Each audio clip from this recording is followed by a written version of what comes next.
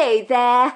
Welcome to the Saroy channel, wherever you are in the world, and so much love to each and every one of you. How are you doing?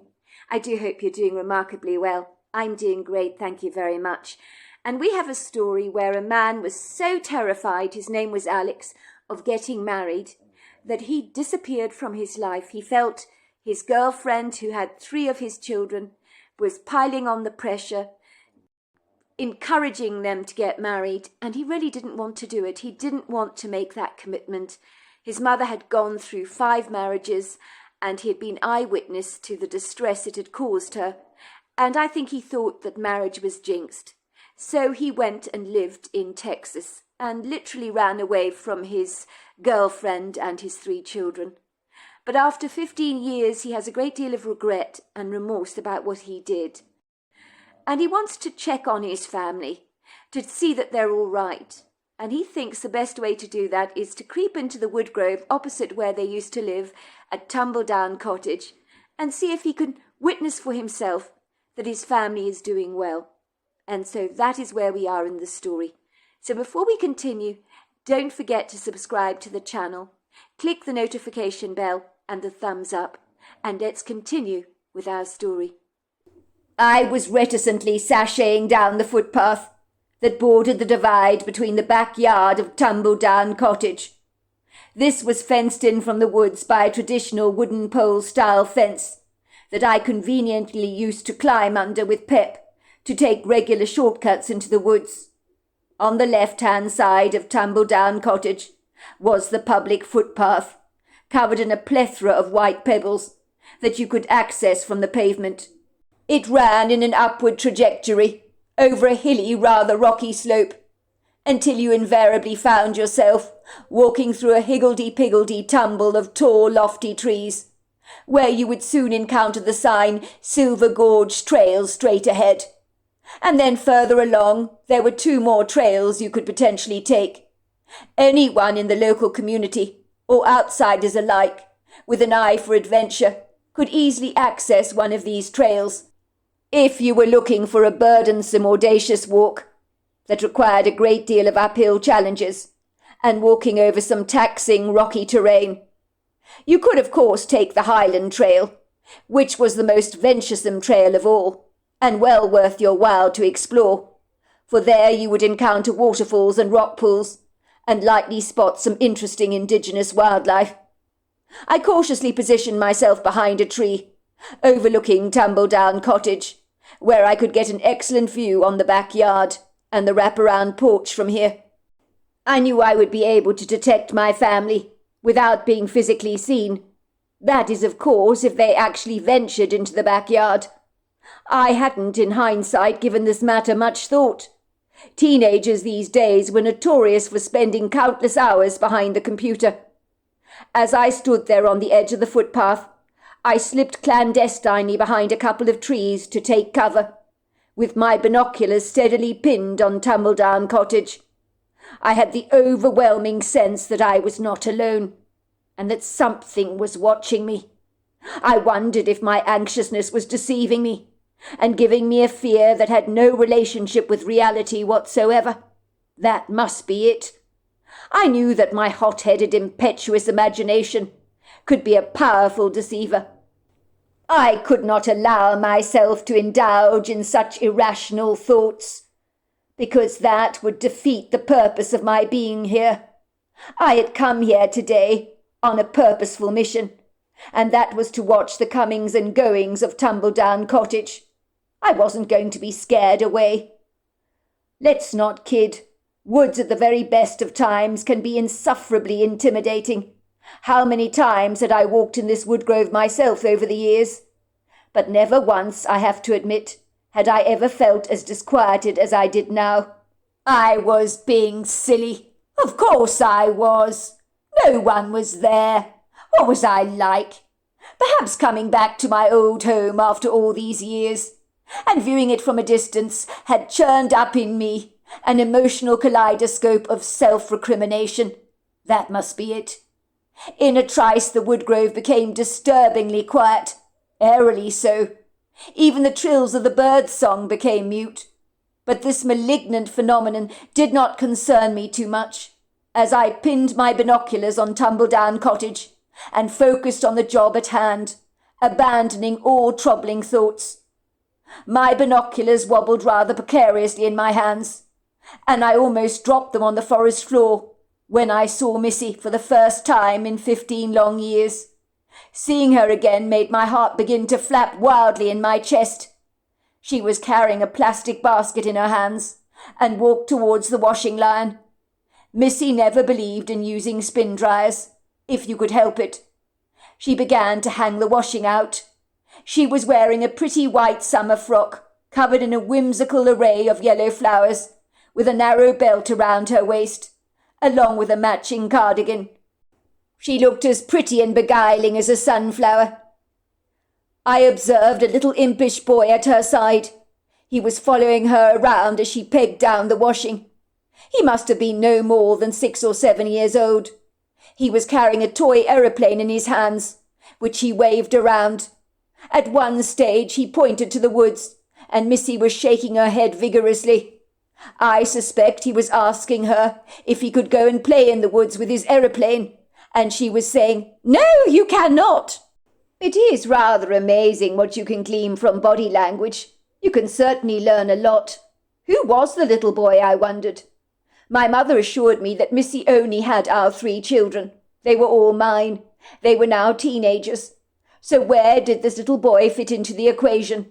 Who was he? Why were my children not physically around? Were they all indoors playing on the computer, I wondered. I suddenly remembered my mother informing me that Missy's sister Gina had a 7-year-old child, a boy, I believe.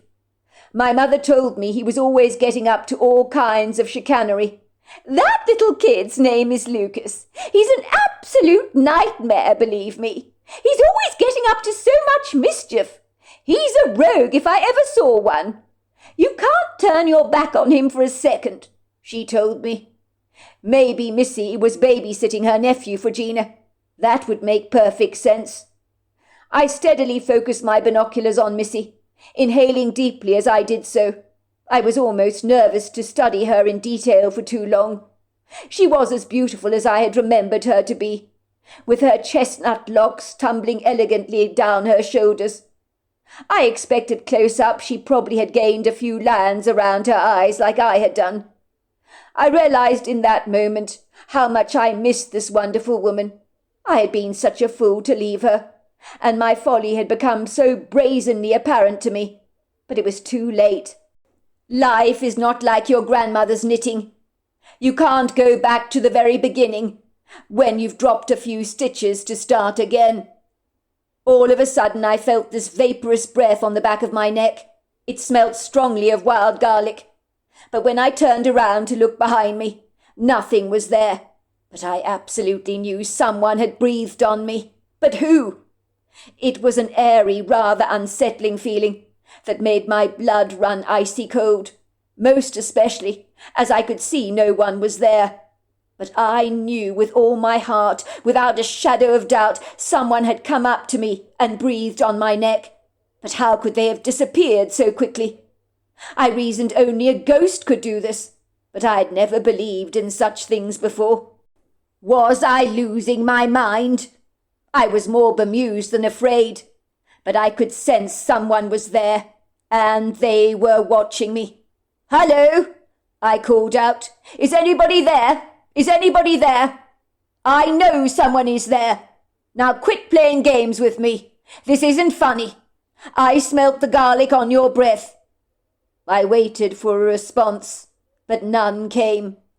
Several minutes later I heard a whistle, and I looked up to see a tall, dark, shadowy figure just standing there, staring at me through dark, treacle-coloured eyes, and nonchalantly whistling some kind of tune under its breath. The creature continued to stare at me. Was this actually happening to me? I closed my eyes willfully, to be absolutely certain I was not dreaming. But when I opened them ever so slowly, I could see the creature was still standing there, staring at me. This time I knew my eyes were not deceiving me, and I was not dreaming. I was staring at a male Bigfoot, My heart was leaping around in my chest, and I was trembling, as if in this moment an adrenal response within me was taking charge and urging me to run away as fast as I could from this formidably imposing creature who had made himself clearly known to me. Instead, I stood there like a prize lemon, staring open-mouthed at the strapping male Bigfoot. Dare I say, the creature seemed to be rather enjoying my reaction in seeing him, as if he got some kind of warped pleasure from my shock. I heard a voice in my head saying, "Yes, I'm real, and no, it's not a dream. You're the only person I've shown myself to, apart from the old lady with the 2 dogs, who fled in terror when she saw me. But I haven't seen her since. Never been back to the woods again after she saw me. I think she thought I would eat her up. I get it. I look a bit ferocious at times, but I never meant anyone harm." Had the creature really spoken to me in my head like this? Or was I actually losing it, I wondered. I had to be losing it. "Yes, it was me speaking to you. No, this is not a dream. And yes, I am real. Let's just say, as a matter of principle, I never show myself to your kind. But you got my undivided attention when you started snooping around the wood grove. I wanted to investigate what you were up to. But I see you mean no harm now, so I feel reasonably reassured by you. I just don't take kindly to furtive behavior in the woods, unless there is a good reason for it. But I see your energy is kind and compassionate, so I won't bother you any more." The Bigfoot was communicating with me telepathically, and I could hardly believe it. He was robustly built in every sense of the word, standing up proudly on 2 powerful tree-trunk-sized legs. He was covered in long flowing dark hair that gave off a bluish hue. His skin was distinctly grey, his cheekbones high, his face human. I should have felt fear, but because of the exchange between us, he had calmed down the inner turmoil in my mind. The Bigfoot's eyes were quizzically studying me, like one of those detectives you see in the airport, checking to see if you're not hiding anything illegal on your person. It would seem this rather outlandish creature was reading me like a book, checking to see that I was not loitering around the grove for nefarious purposes. I think he seemed reasonably satisfied that I was harmless enough. I heard him say in my head, "Well, I better be going. Oh, by the way, if you do happen to see the old lady with the 2 dogs, who I saw many years ago, tell her I meant her no harm, and that she's welcome to walk freely in these woods again, and I will never bother her."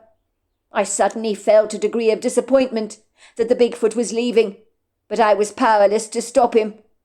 After the Bigfoot had disappeared into the woodgrove, moments later I realized that someone was tugging on my shirt. I looked down to see the little boy who had been with Missy by the washing line at Tumbledown Cottage. He was looking into my eyes. What was he doing here, I wondered? I was sure Missy had instructed him firmly not to go near the woods, but here he was staring up at me with an inquisitive look on his face, and in his hand he was carrying a model aeroplane, which he was waving around proudly, as if showing off. "Who are you?" he asked me curiously. "My name is Alex, and who are you?" I said, fixing my gaze on the young boy. "My name is Lucas. Lucas Piper Barrel." "Well, it's a long surname, isn't it?" I said, knowing full well that Lucas must be Missy's sister's child, as Gina's surname was indeed Piper Barrel. "Are you not supposed to be at home? What are you doing here in the woods?" I asked him. "Have you got permission to play here? I'm quite sure your aunt wouldn't be happy if she knew you were sneaking around in the woodgrove." The boy grinned at me cheekily. "She doesn't even know I'm here." "But I don't think she'll be pleased if she did, because she'll be worried if she can't find you.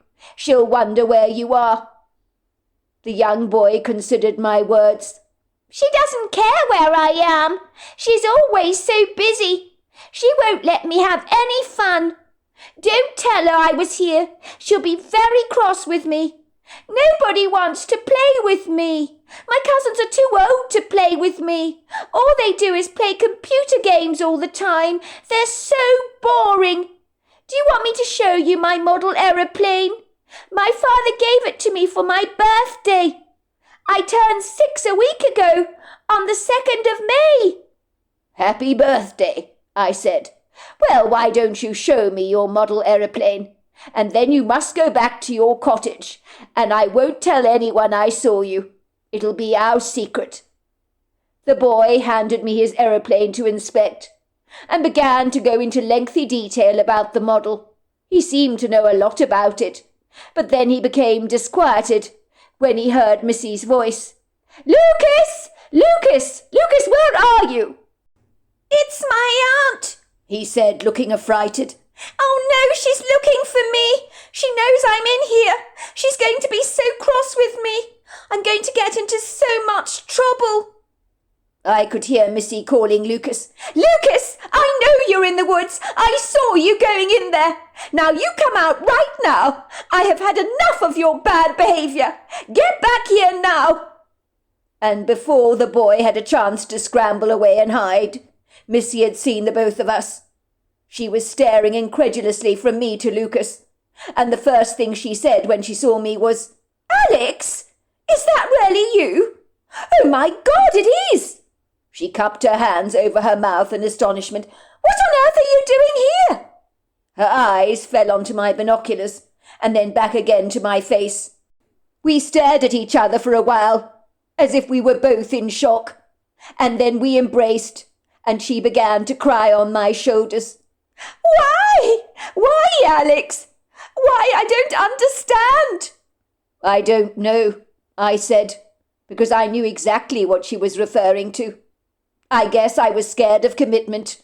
I was an idiot, Missy, because it's you that I've only ever loved, and I'm realizing that now. She pulled away for a brief moment and stared up at me with wide eyes. But I still don't understand. Why didn't you tell me you were so spooked about us getting married? I'm not a monster, you know. I would have understood if you'd explained things properly. You never gave me the chance, did you? I couldn't do it to you, Missy. I couldn't break your heart and tell you I didn't want to get married. I felt pushed into a corner. I'm so sorry I let you down. I'm so sorry I caused you so much hurt. I really regret it. I do not know how long we embraced, but the moment we spent together in the wood grove was magical. It almost took my breath away. And what startled me the most was there was no anger or resentment or even bitterness in Missy's heart. She really was an incredible woman. You two know each other then, said little Lucas.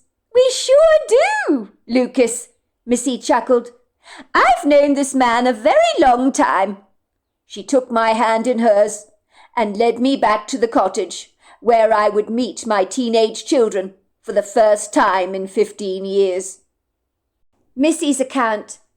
My life in 15 years since my fiancé Alex had abandoned me had not been easy, as being a single mother never is.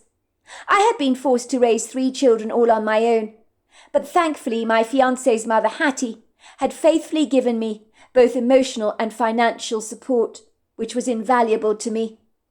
My children had grown up into well-rounded teenagers. Sandra was 16, Murray was 17 and a half, and Hugh was 19. I was exceedingly proud of them all, but only sad that they had not had the benefit of growing up knowing their father. It was difficult to have to share with them that I didn't know where their father was, although I believed he was very much alive and well, living somewhere in North America. But where was the $100,000 question? Why doesn't Daddy want to be with us? I was asked over and over again by my children. It's got nothing to do with you, I would promise them. I know he loved the bones of you all, and he still does, I'm sure. I was the problem. I think he didn't love me enough to stay with me. It had nothing to do with you, I told them. But why? They would ask me.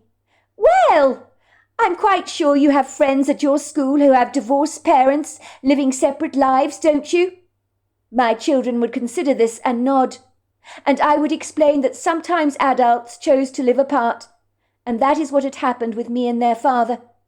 "But why doesn't he want to come and see us?" they would ask me. "We're his children." "But I'm sure he wants to see you," I would tell them. "But I guess he has his good reason for staying away.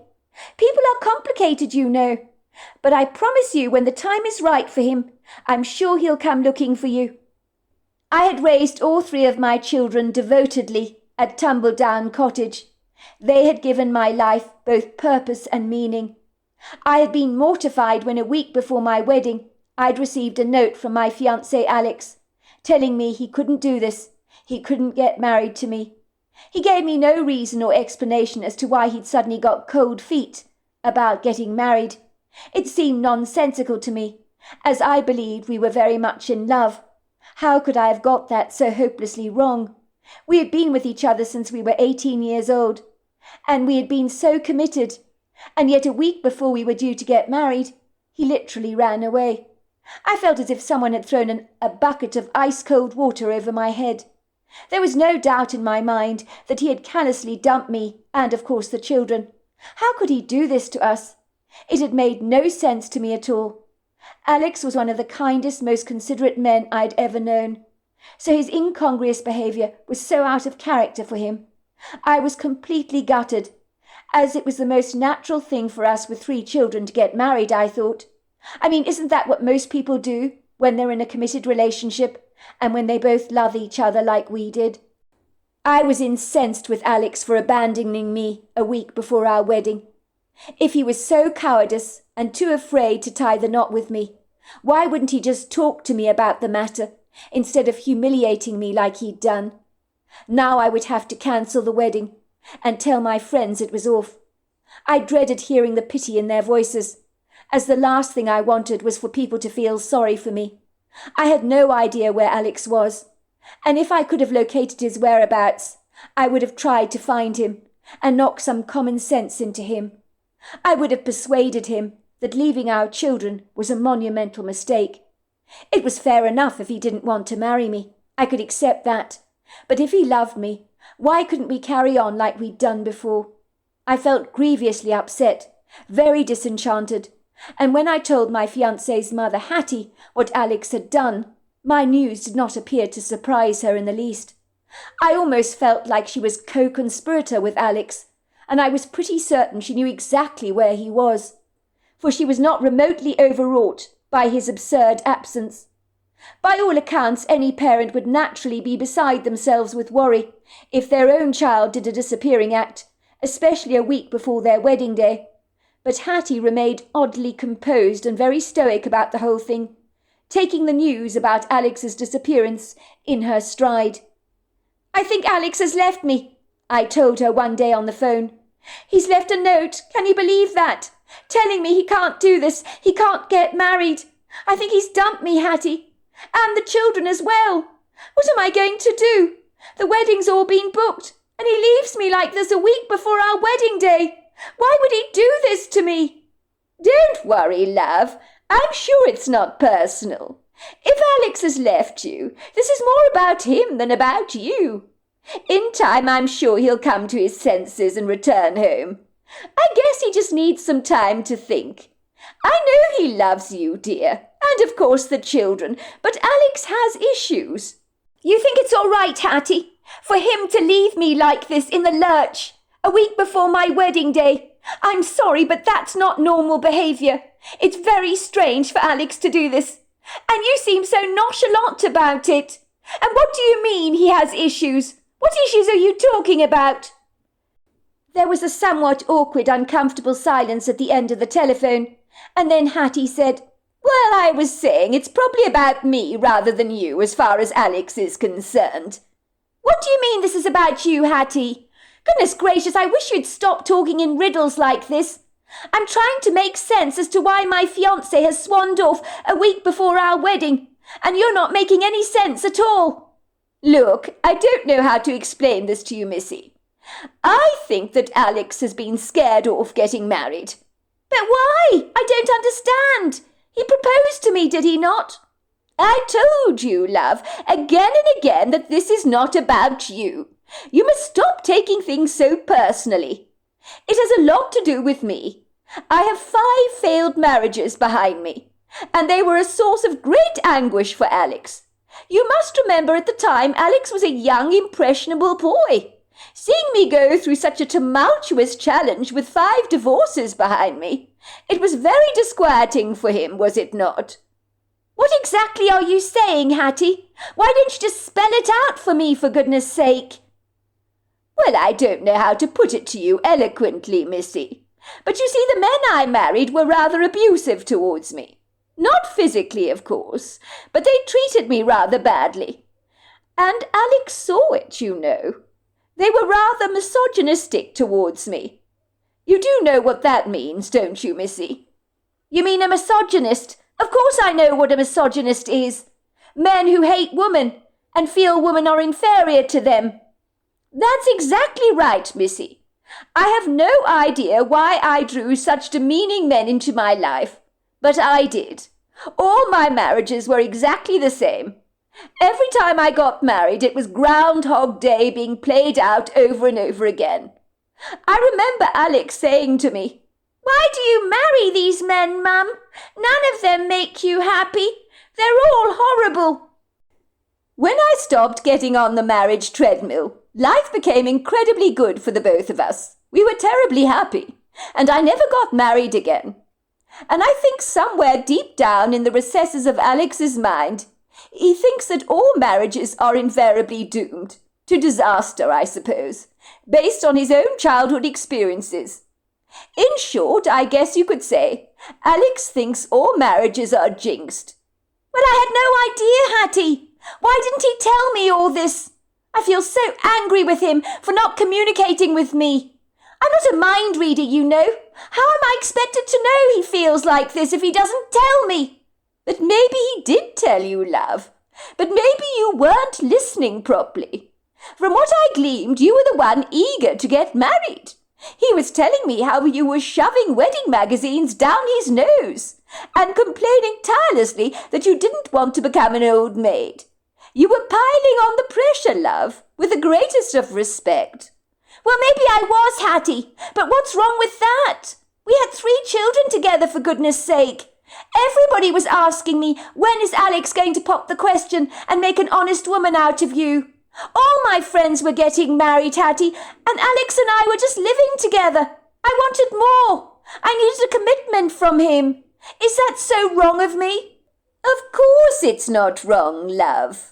I mean, I was your age once, and I know how excited I was when I got married to Alex's father. I thought our relationship would last forever, and that we were for keeps, but it wasn't to be. I felt the same way as you do when I was your age. I know how important it is to settle down and have children and get married. But Alex, well, I don't know if he's the settling down type. So he runs away from me, is that it, Hattie? Like a frightened rabbit being chased by a fox. It's pathetic, and it's ridiculous. I love Alex, and I know he loves me, Hattie. So why didn't he talk to me about all this? If he was so traumatized about getting married, we could have discussed all this. But no, he just bogs off into the sunset, doesn't he, without a bye or leave. And I hardly think that that is remotely fair. I don't think, love, things are as clear-cut as they always seem. If you want my salient advice, just give Alex time. I'm sure he will come to his senses sooner or later. Before you know it, he'll be back with you and the children. Sometimes people just need space. Don't worry about anything. I'll help you financially with the children, and with the babysitting and anything else you might need. Thanks, Hattie. I do appreciate that. But if you do know where Alex is, please tell him I really love him, that all is forgiven and forgotten, and I want him home. That's all that matters. I don't care about us getting married. I just want him home. I told you, Missy, I have no idea where Alex is, but I'm sure he'll be in touch in due course. I knew in my gut Hattie was lying, of course. She knew exactly where Alex was. But I imagine Alex had told her to keep his whereabouts secret. Had my own children asked the same of me, I would have kept their secret. So how could I blame Hattie for being protective towards Alex? But it was incredibly frustrating for me. I really needed to talk to him, and a lack of communication meant that there was no resolution for us. It also meant my children would potentially grow up without a father, and I really didn't want that to happen for them. Life can be so terribly cruel at times. I had considered hiring a private investigator to find Alex's whereabouts, but then again I thought better of it. What was the point? If Alex wanted no part of our lives, then I should just leave him be. Maybe he didn't deserve us anyway. I guess I went through a grieving process about Alex, as if he'd been killed in a tragic car accident. It really was like I was mourning the death of our relationship. So invariably I went through all the cycles of frustration, grief, sorrow, anguish, anger and denial, and then of course acceptance. Then after that I moved on with my life. I was resolutely determined to be happy, whether Alex was in my life or not. It would seem years went by at the speed of light, and every year I would secretly hope that Alex would make an appearance in our lives again. But he never would come back. I soon realized that. I had a friend who was a counsellor, and I confided in her about the matter. She affirmed that there were indeed people out there, petrified of getting married. "It can be a real condition," she told me, "just like agoraphobia. For such people, making a commitment is like a prison sentence to them." So there was nothing I could do but pray that one day God would bring Alex home to me, and the children, when of course the time was right. It would all be in God's hands. Hattie had actively encouraged me to date other men, which coming from her was not easy to hear. It meant to me that she believed that Alex had seriously moved on with his life, that I should do the same, and that he clearly wanted no part of me or the children, and that really, really hurt. "Look, love, as I told you from the very beginning, it has never been about you, as far as Alex is concerned, and I genuinely believe he has always loved you, and I'm sure he still does wherever he is. But it's obvious to me, love, that he's not coming back, so don't wait for him. You deserve to be happy. Go out there, meet other men, and if you get married, I'm sure Alex will be very happy for you." I did, of course, date other men, but the relationships always fell apart, because I was still so in love with Alex.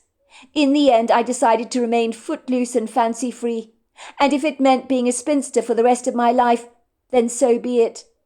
After Alex left me, I developed a close relationship with a wonderful woman called Mrs. Beacon. She lived on Madison Avenue, about 3 doors down at a cottage called the Bridges. She was the proud owner of 2 schnauzers, who were very good friends with our mixed-breed dog Pep.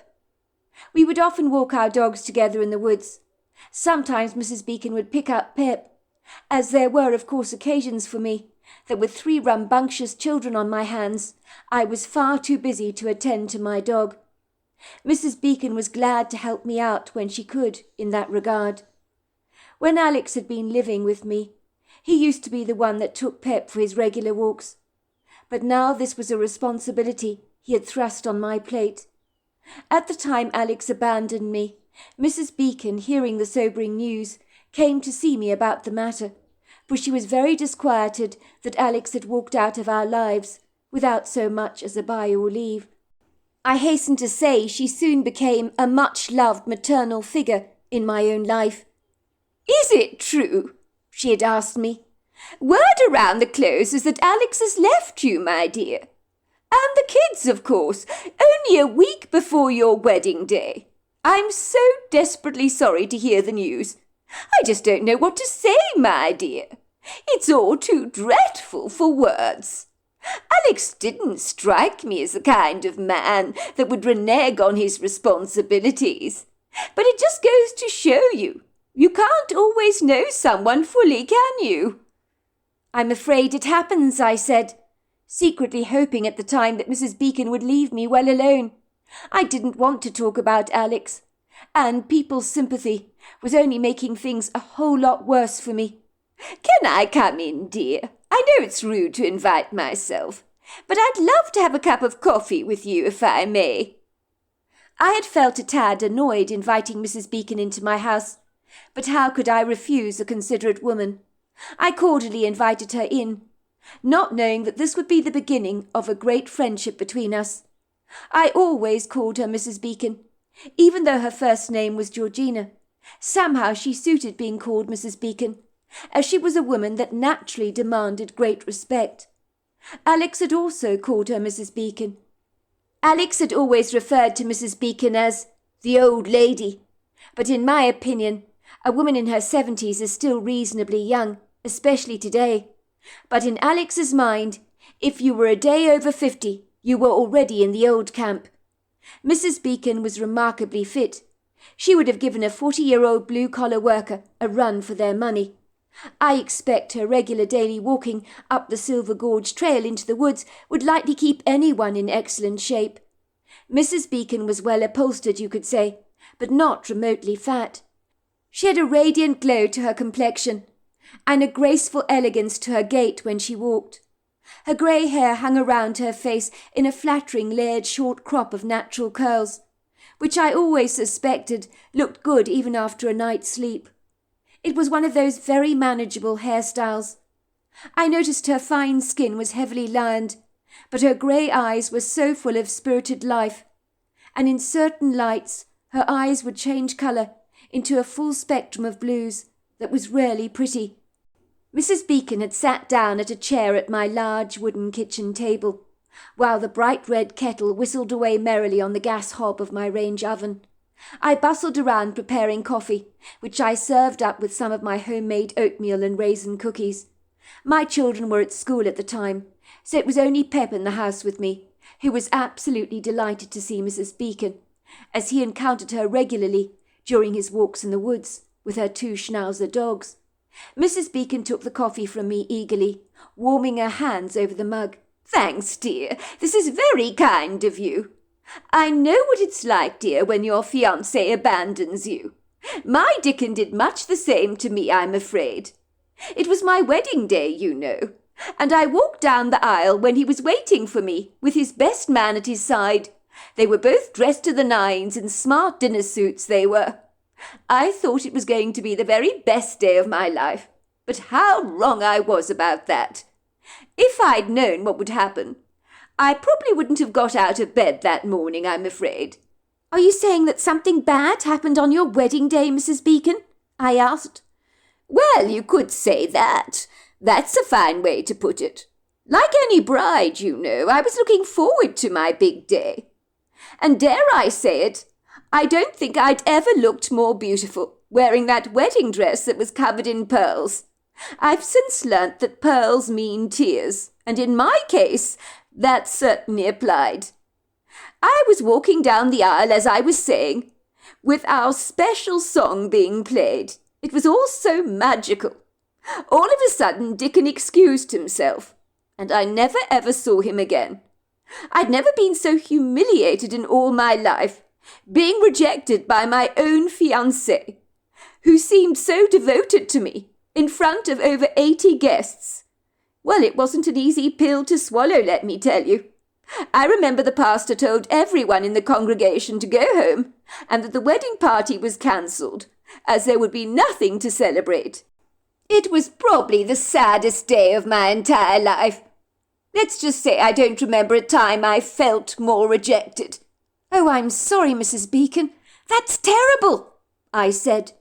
"Well, it was terrible. My parents were furious, as you can imagine, with Dickon, and my father wanted to kill him, but the less said about that, the better. I have never seen my father look mad like he did that day. I think his words were, 'If I ever lay my eyes on that nasty little weasel again, I'll tear him apart limb from limb with my own hands, and I'll wring his neck until he's begging for mercy. How dare he do this to our Georgina?' My mother was naturally very angry, while both of Dickon's parents apologised profusely for their son's unorthodox behaviour." "But why do you think Dickon did that to you, Mrs. Beacon? I mean, it's very strange to do that in the middle of a marriage service when everybody is watching." "Well, it sure is. His mother couldn't even understand it. But she did say she think he must have got a An attack of cold feet. I know after the event my parents wrapped me up in cotton wool. It was a tumultuous period in my life. They kept reassuring me there was nothing wrong with me. It was Dickon that had the problem. I think in that moment I decided I would never ever get married, and I never did. You are joking. It's terrible, Mrs. Beacon, absolutely terrible. To think that I was feeling sorry for myself that my fiancé abandoned me a week before my wedding day. But what happened to you was 1,000 times worse. You were walking down the aisle, for goodness sake, and then your fiancé abandoned you in front of 80 people. That has got to be so destroying. But your parents were right. It wasn't anything to do with you. I'm sure the problem rested with your fiancé. Maybe he and Alex had a lot in common in that regard. They both seem to have got cold feet. Perhaps they thought getting married would make them feel trapped or something. That's what I'm inclined to think. It was an extremely tough time, love. That is certainly the case. But when I heard your news, it was confounding to me. I really felt for you, because I knew exactly what you were going through. In my case, it was incredibly humiliating. I was 22 at the time, madly in love with Dickon I was, as he was with me, so I assumed. I couldn't imagine anything better than spending the rest of my life with him. The wedding was planned at an exclusive venue, where 100 people were invited, but 80 people accepted the invite. My fiancé was standing there at the aisle, looking so handsome, and as I walked down the carpet with the beautiful music playing, he panicked and just ran off. I just remember when he looked up at me, his face just drained of all colour. His eyes grew wide. He bolted like a frightened dog. I gather he went to his mother's place, picked up all his stuff, and was gone. For many months, I believe. No one heard a single peep out of him. I understand he started a brand new life for himself in Maine, and his mother told me he was doing very well. He did send me a card in the post saying he was very sorry. I think at the wedding, when he slunk away as I was walking down the aisle, everyone assumed he'd gone to the toilet very quickly, that he'd had an attack of a bad stomach or something. I assumed the same. The pastor said, "I'm afraid the groom needs a moment. Let's play some more music, shall we? I'm sure he won't be long." You could hear the bemused whispers among the congregation, as everybody picked up at once that something was rather off. I thought my fiancé was throwing up in the toilet, having drunk too much the night before, which I know he'd done. I was a tad annoyed with him, I will admit that. But I waited patiently for him to return, but he never came back. One of his best men saw him getting into his car and driving away. I never saw him again, but I since learned he shacked up with a man, so I guess I did have a lucky escape in the end.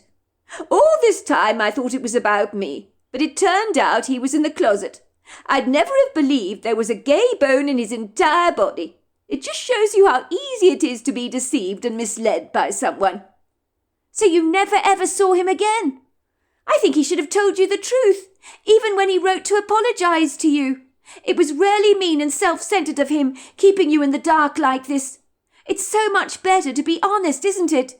If he had admitted to you he was gay, you'd have perhaps found it easier to forgive him.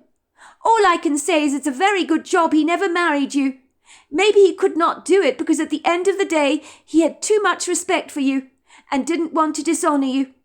You took the words right out of my mouth, dear. In hindsight, when I reflect over it all, I think much the same as you.